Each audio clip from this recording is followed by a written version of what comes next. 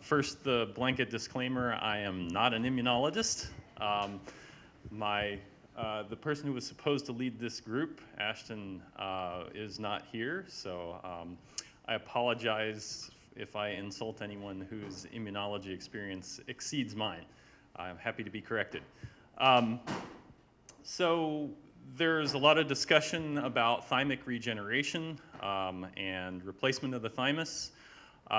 And one of the things that strikes me as something that should be greatly considered is the fact that people who have their thymus removed live perfectly well for many decades. And when I look at that, that says to me that there are potentially less radical approaches to rejuvenation of the T-cell compartment and increasing the T-cell repertoire in aged individuals. So what we would like to propose is that a more direct approach to this sort of rejuvenation would be to develop adoptive T-cell transfer to increase the T-cell repertoire in elderly individuals. One of the reasons why I think that this is important is that there's already an existing process for adoptive T-cells transfer. We have existing CAR T-cells. Those are FDA-approved products.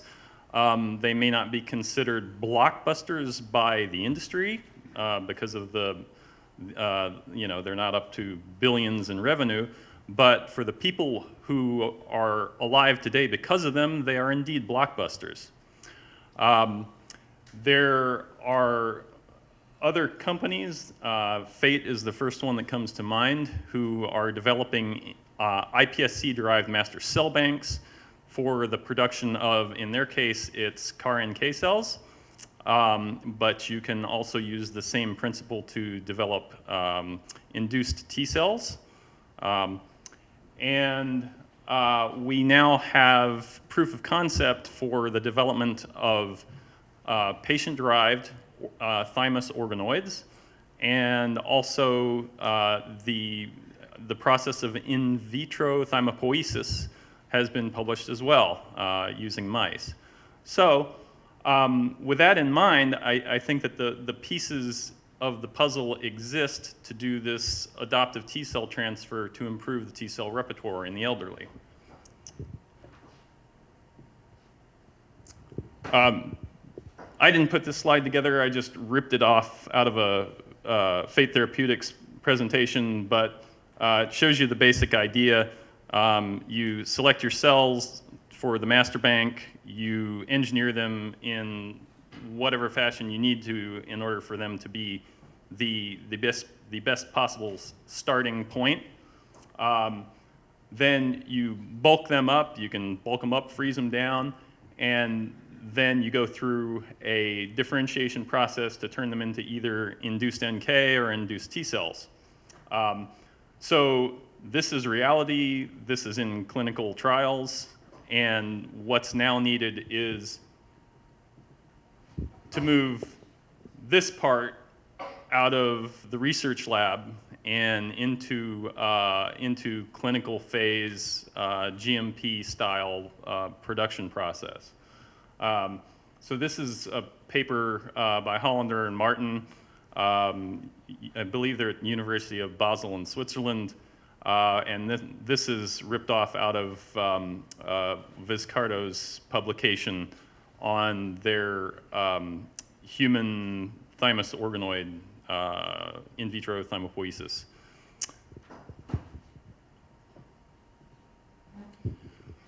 Excuse me. So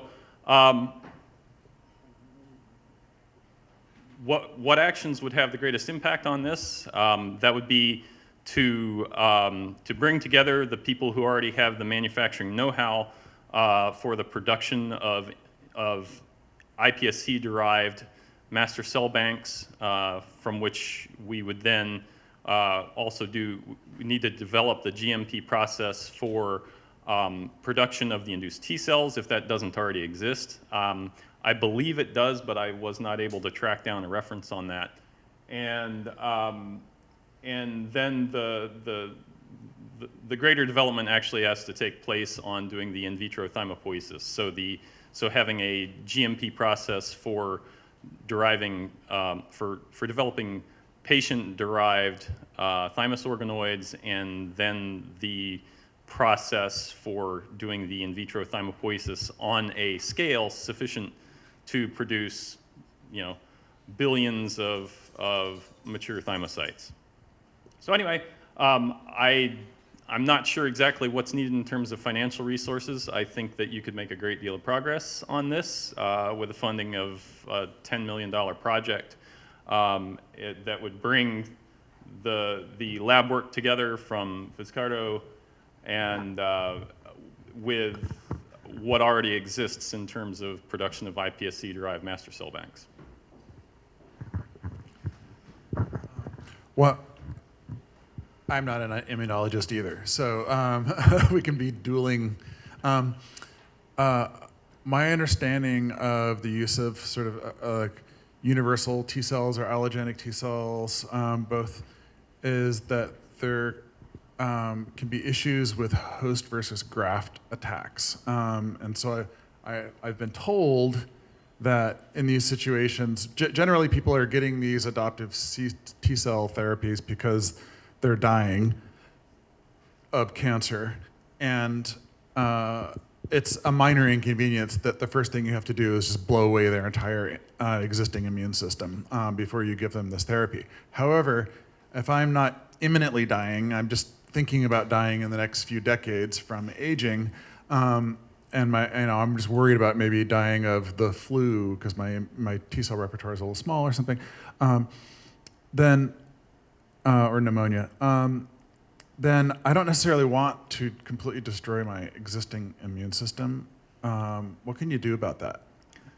Well, my naive assumption is that through the process of in vitro thymopoiesis, you could generate a patient-specific set of T cells that would not result in such a reaction. So there's two kinds of specificity. As far as I understand it, there's two kinds of specificity. There's one is the T cell receptors, and the T cells that are going through thymuses can be selected for ones that don't attack self, and that can keep the graft from attacking the host.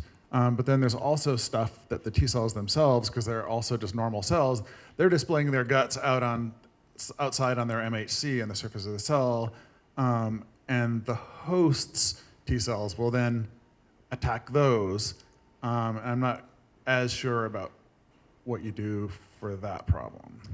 Yeah, so I think that that's where the genetic engineering of your iPSC line comes in. So there are lots of teams that are working on exactly which HLA genes you need to knock out, or potentially beta-2 microglobulin can be knocked out to eliminate that potential problem. I think the bigger problem here is that the thymus turns out to tremendous variety of T cells. The bigger problem, I think, is that the thymus turns out a tremendous variety of T cells. There are innumerable subpopulations, and replicating that is a really, really big project, even after you've got to the point where you can produce patient-specific iPSC-derived T cells that are not going to go in and randomly attack something that you forgot to include in your manufacturing process. So it's a tough problem, and I think at some point you start to think, well, maybe I need an ex vivo thymus to actually do this properly, at which point then you start to think, why am I not just implanting this thing? Well, I would say that the adoptive T cell approach is in the clinic, whereas the implantation of engineered thymi is not yet a going concern. True, but for cancer, in the first case, you're therapy there, and two, it will be in about 3-4 years. You want to believe what the lipogenesis guys say. Well, more power to them. I hope they get there soon. Wonderful, thank you.